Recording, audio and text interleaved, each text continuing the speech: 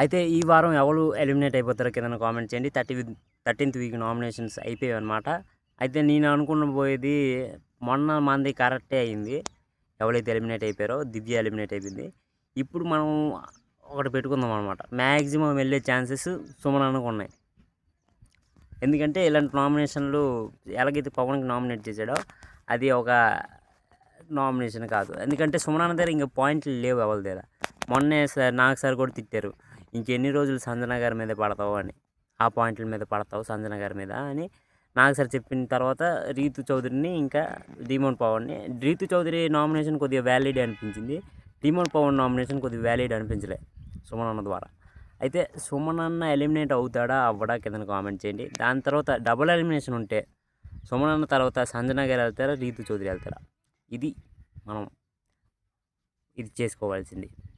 నాకు తెలిసి సంజన గారికి రీతు చౌదరి వెళ్ళిపోయే ఛాన్సెస్ చాలా ఎక్కువ ఉన్నాయి. ఎందుకంటే సంజన గారికి చాలా హైప్ ఉంది. డబుల్ ఎలిమినేషన్ అయితే సుమనన్న రీతు, సింగిల్ ఎలిమినేషన్ అయితే సుమనన్న కన్ఫర్మ్.